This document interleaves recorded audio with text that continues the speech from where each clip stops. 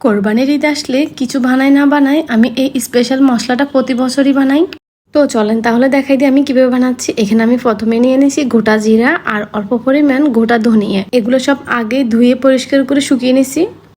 আর দিয়ে দিচ্ছি এখানে শাহি জিরা, গোটা এলাচ, আর দিয়ে দিচ্ছি দারুচিনি, লবঙ্গ।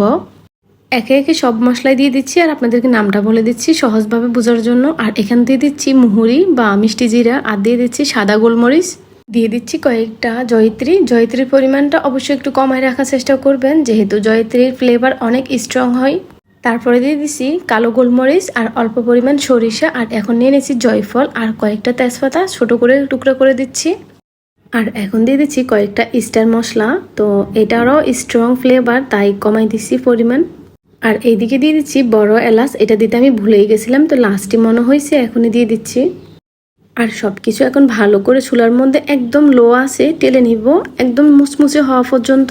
আর এখানে কয়েকটা শুকনো গোটা মরিচ দিয়ে দিচ্ছিলাম, আর ভালো করে টালার পরে কিছুক্ষণ রেখে ঠান্ডা করে নিচ্ছি। আর এখন তো দেখতে পারছেন, বোঝাই যাচ্ছে আমি একটা মুচমুচে হয়ে গেছে, দেখাই দিচ্ছি আপনাদেরকে।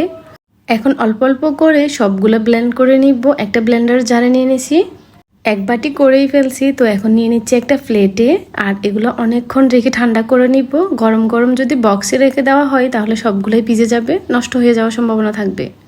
একবার বানিয়ে পুরো বছরই খেতে পারবেন, যেহেতু এগুলো অল্প পরিমাণ মাংস রান্নার পরে উপর দিয়ে দেয়।